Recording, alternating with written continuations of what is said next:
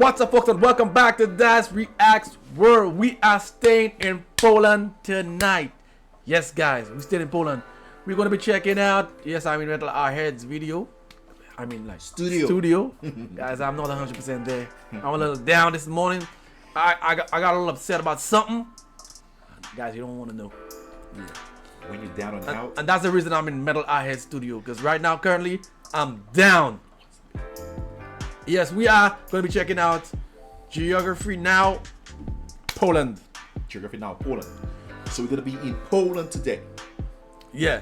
Very much excited to check this one out. We ain't going to waste no more time. We're just going to get right into it, folks. We're going to get right into it. Oh, yeah.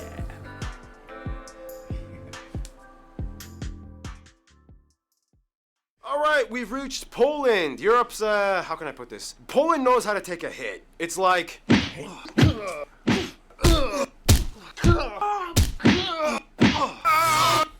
Is that all you got? I'm not even breaking a sweat, f***ers. Come, let me get to you. Come. Tell them to bleep that out again. No! By the way, this is my buddy Art. He's half Polish. Art, do you know anything about Poland? I know nothing about Poland, but I know my last name means on Friday. Oh, really? So anyway, I have another Polish friend named Conrad who's actually also going to be in this episode. He's Polish and he speaks Polish. Hey, that guy. Well, Art, you can also play Poland in the skits and stuff in this episode. Is that cool? Yeah, I guess so. All right, cool. Anyway, hey everybody, I'm your host Barbs. Welcome to the Wolverine of Europe. The Poles know how to deal with calamity, and if there was ever a mutant apocalypse, you would probably want one on your team. In any case, let's begin.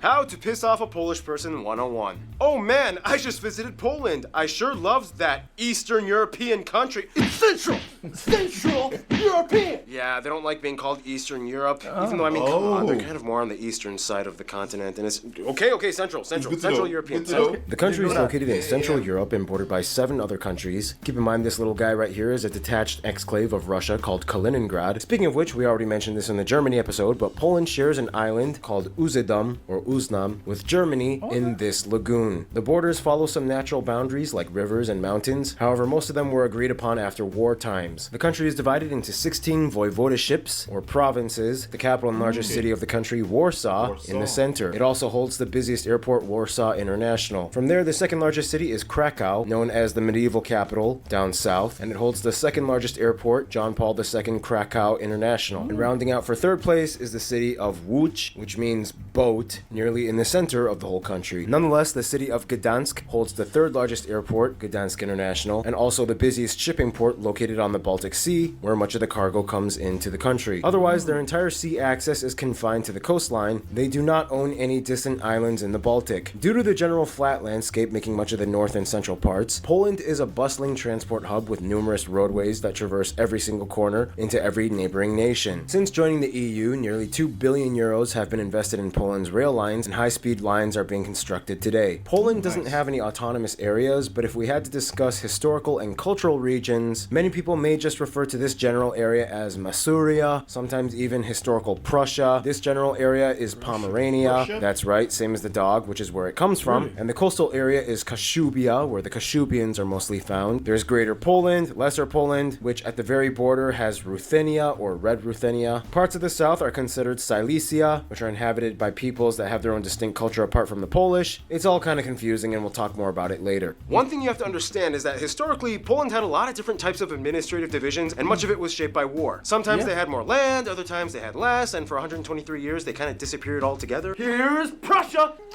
Austria! Well, actually, they almost completely disappeared. I mean, Krakow was technically a free city-state for about 30 years. And keep in mind, we mentioned this in the Lithuania episode, but if you want to be incredibly technical, historically, the Polish-Lithuanian Commonwealth had some colonies. Way back yeehaw, when they thought one island in the Gambia, as well as Trinidad and Tobago, would be good overseas investments, making them the only sites that the Polish had colonized outside of Europe. Then what happened? In the end, it was too hard for them to manage, and they sold them off. The end.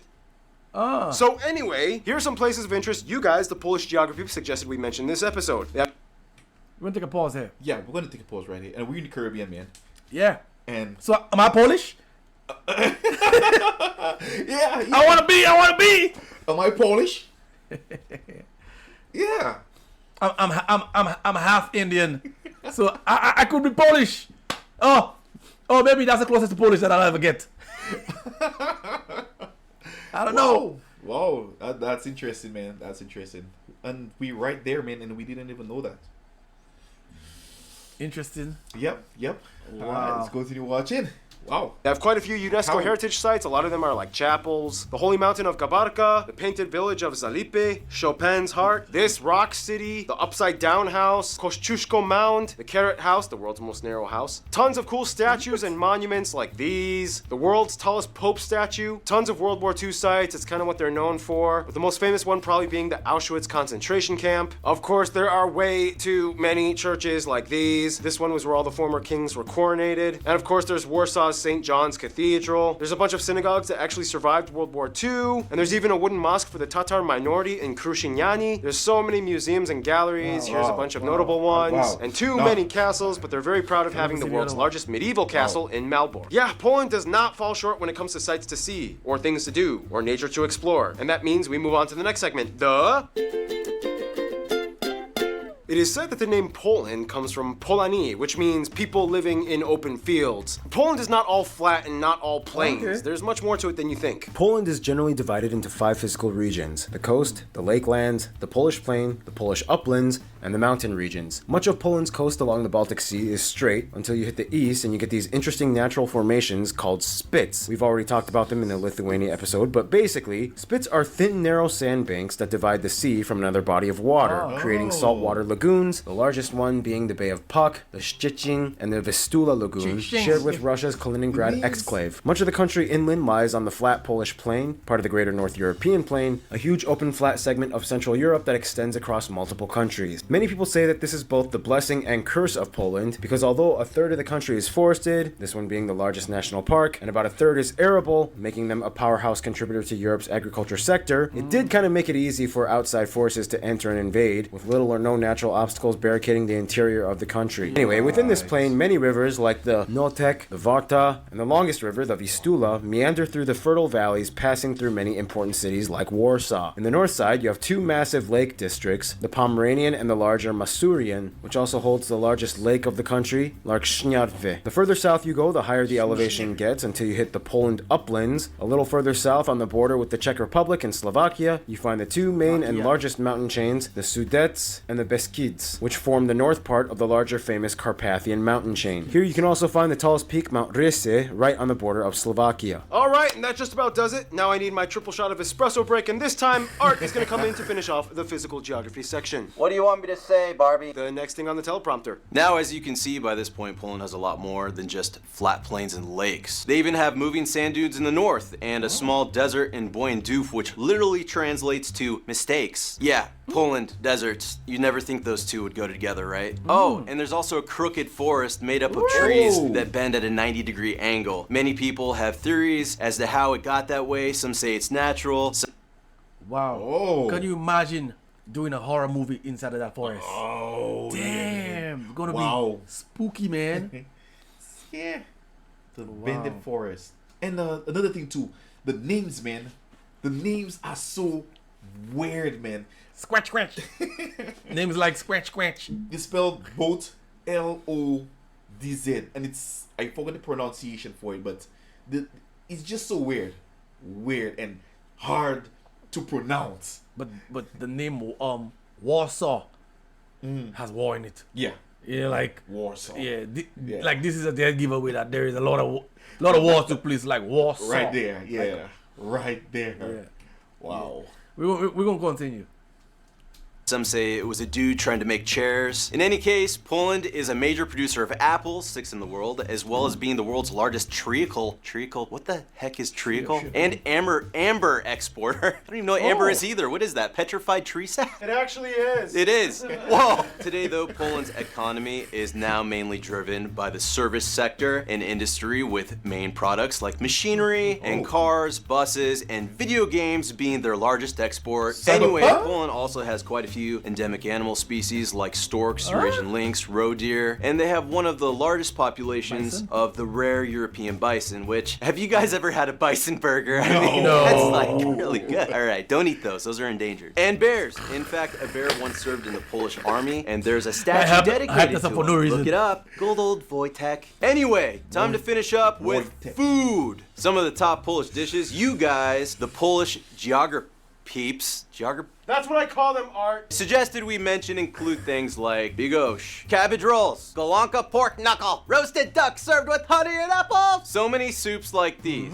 But the national dish being sour rye soup. And of course, the most popular dishes many people have heard of: pierogi, kielbasa, kabanos, and Krakow-style sausage. And bagels. Yes, bagels originated from Poland, from the Polish Jews. Not the Take a pause. I did a video and a lot of people talked about the sausages. Yeah. Damn good, man. Damn Whoa. They did move to New York. Oh, and of course, you cannot talk about Poland without mentioning vodka. Some say it was invented in Poland, some say the Polish just make really good vodka, but either way, vodka usually takes up a huge section in most Polish grocery stores. I've seen this guy on vodka. No, you haven't. That was Knob Creek whiskey, and we don't talk about that here. Polish people know what they like. They're a distinct that. people. Speaking of which, we now move on to...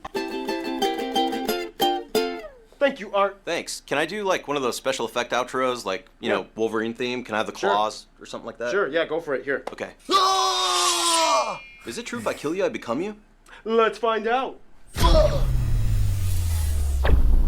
Nice, man. It does work. Now, some of you guys have told me, in Poland, there's kind of like a word that sums up the Polish mindset. Załatwić. It means something along the lines of accomplishing tasks and taking care of business. Half of everybody in Europe has probably at one point at least encountered a Pole. They're everywhere. Working. Polish doctors in Germany, Polish contract workers in London, Polish bus drivers in Iceland. Work is in their blood, and it's a huge part of who they are. The population is about 40 million. However, keep in mind, diaspora-wise, there are about 20 million Poles living abroad, and they are the second largest Slavic group after Russians. The country is incredibly homogenous, with about 96% of the population claiming to be Polish, which is part of the Slavic family group. This makeup is mostly due to the Nazi intervention of World War II and Soviet relocation policies of the 20th century that drastically changed the previously diverse population. The country has few minority groups. However, of the minorities, the largest groups would be the Silesian at about 1.3% and the Kashubians at just under 1%. The rest is mostly made up of other Europeans like Ukrainians, Belarusians, Czechs, and non-Europeans. They use the Polish zloty as their currency, they use the type C, E, and F plug outlets, and they drive on the right side of the road. Now, of course, the main language of Poland is, of course, Polish. Lots of people say Polish is like really hard to learn. For one, they have 7 cases of speech and too many consonants that are smashed all together at once. Geography Pavel says the Polish language is basically just spoken Wi-Fi passwords. Here's Conrad with the Polish tongue twister.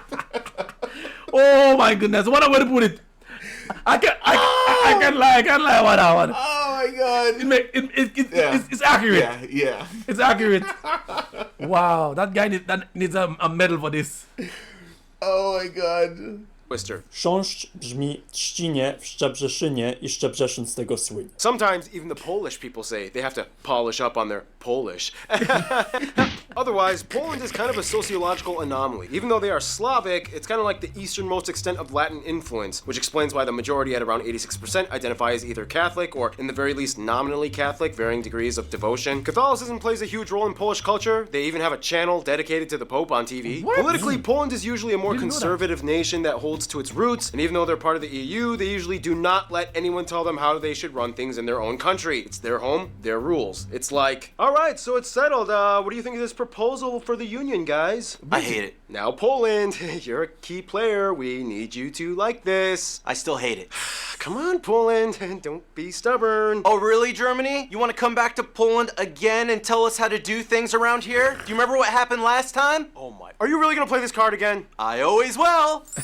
A little exaggerated, but yeah, don't push the Polish. They've gone through tons of that. I mean, literally like a fifth of their population died during World War II. The majority of whom were Polish Jews. Often in tight-knit Yiddish-speaking communities, Poland had one of the highest populations of Jews prior to World War II, and at one point up to 10%. They played a huge historical role in what Poland was and would be. Poles are proud that they were the only European-occupied country to never collaborate with the Nazis. They never officially surrendered, and all those years the Nazis were there, the underground army kept fighting. Poles have an incredibly complex history. I mean, they had a weird electoral monarchy thing. Conrad, explain. So the royal elections of the Polish-Lithuanian Commonwealth became a thing after the death of the last Jagiellonian on the Polish throne. And at his death, it was decided that there would not be a royal dynasty that would just continue from generation to generation. That is to say that they would elect a king from a royal dynasty in Europe, but after his death, they would once again elect another monarch instead of letting his children take over the Polish throne. Thank you, Conrad. Taking all that heavy stuff in. Polish people have told me there's always kind of like this sense of somber, stoic, suspicious, cynical, yet productive and prudent mentality that encapsulates the Polish. It's a weird paradox when you see them because it's like...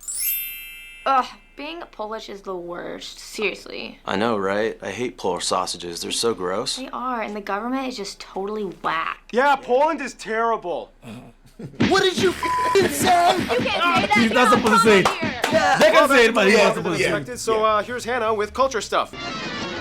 Good to be back. Polish people have gone through a lot. They were pretty much fought for and invaded over 40 times for about 400 years. Nonetheless, the Polish people held through those centuries and retained their sense of identity. For one, in Poland, it is actually just as popular, if not maybe even more, to celebrate one's name day as well as your birthday. Poland has quite a high level of tertiary educated individuals, with about 80% of the...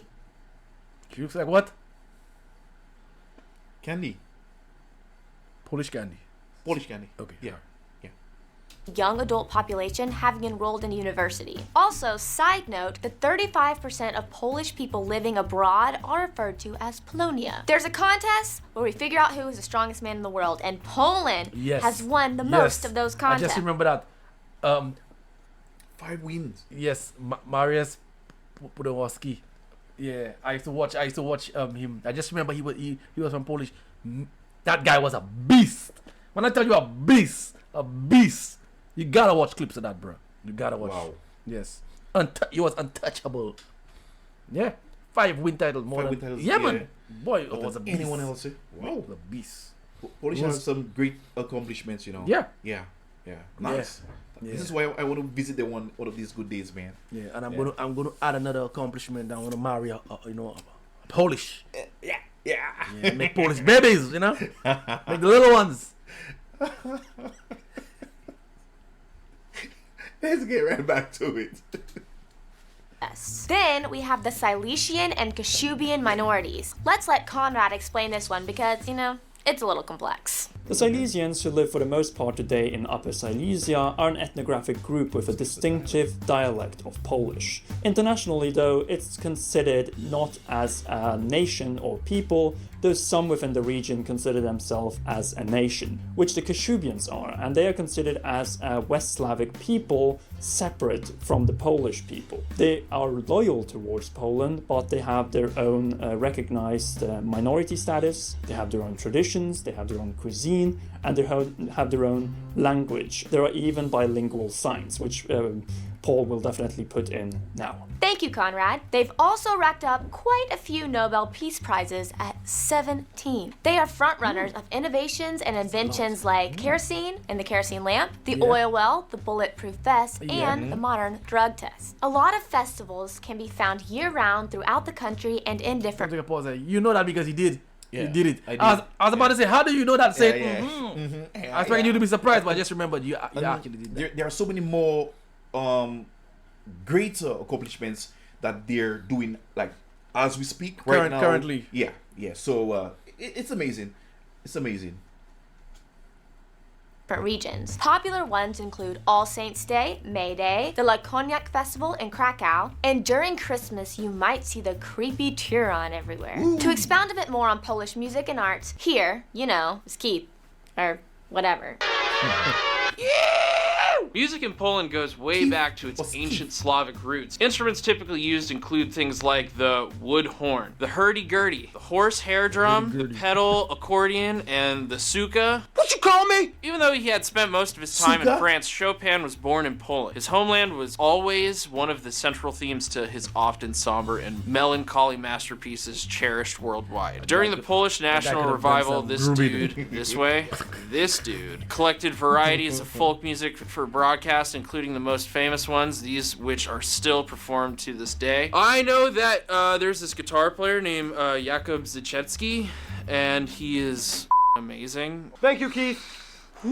And now the most complicated part, history. In the quickest way I can condense it, Slavic tribes and states in the Vistula Basin, Piast dynasty, Greater Poland, Christianity and tribal unification, Pomerania is annexed, this dude becomes the first king, feudal disintegration, Mongols invade, Czechs invade, Teutonic Knights invade, Polish-Lithuanian Commonwealth, Swedes invade, Prussians invade, end of the Commonwealth, Constitution written, Napoleonic Wars, Kingdom of Poland and Free State of Krakow, Russian partitions and Russian Poland, World War I, Polish-Soviet War, independence from Russia, Germany invades, World War II begins, communism years, independence, weird West Germany stuff, some other interesting things like they got a Pope and a Nobel Peace Prize, first fully free elections, they joined NATO and the EU, and here we are today. Some people you guys, the Polish geography suggested we mentioned in this episode include all those dukes and kings. Pretty much any hero that fought with the winged hussars, Copernicus, although he was technically German, Marie Curie was actually Polish, Mikołaj Rai, Pope John Paul II, all these athletes, these directors, all these artists and musicians. I didn't know that. I didn't know that. That's I had no idea. I guess that's why he's everywhere in Yeah, Poland. I had no idea. Didn't know that. Wow. Or maybe I knew but I forgot. You know what? It's been so long. And the dude from the movie The Pianist was a real guy. These American revolutionaries, and speaking of Americans, John Krasinski, Kristen Bell, Steve Carell, and Roman Polanski are also part Polish. Apple co-founder Steve Wozniak, and finally, of course, Grzegorz Bręczycki. And there's a lot more I could have mentioned, but that would take way too long. There's a lot of famous. Let me read this back. Let me take this back. Now, I did a reaction to this. And, oh really? Yes. And I was like, what the hell? A name, man. Could you pronounce a name? Okay, let me try. Brzych. No. First one. Oh. Zagors. The GNR is silent. Let's put the GNR silent. Zagors. Yeah. Grzegorz. Grzegorz. Man, it's very difficult. Sounds like I'm goggling salt water. Alright, let's continue watching. And there's a lot more I could have mentioned, but that would take way too long. There's a lot of famous Poles all over the world. They've left their global mark. And speaking of global marks, that brings us to...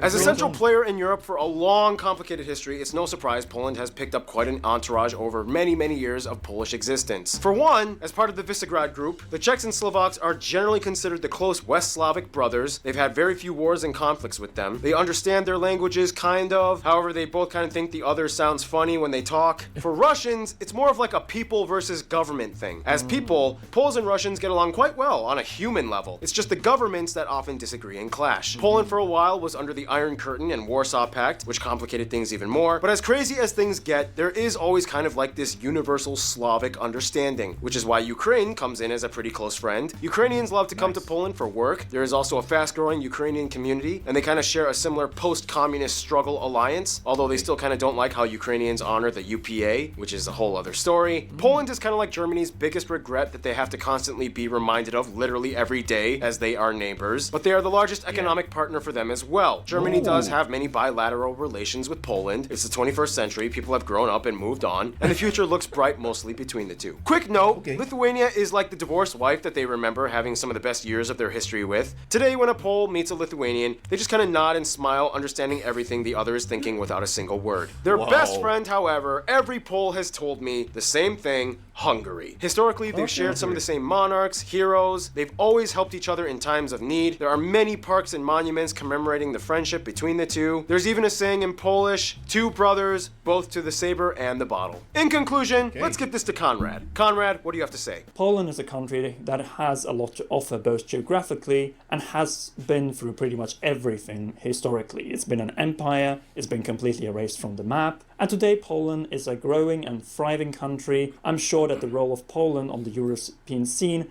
will only grow. Thank you, Conrad, and thank you, Art, for being in this episode. Stay tuned. Portugal is coming up next, guys.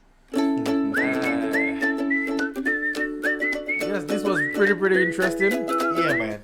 Pretty good. Very informal, I must say. Yeah. But I didn't know John Paul II was Polish. Didn't know that, but it makes sense that the Catholicism is so hard and green in Poland. Like you said, there are so many different churches like cathedrals and stuff in Poland. And yeah, I know it's a nation founded on Christianity, right. but you could see that it's really something that's a part of not just.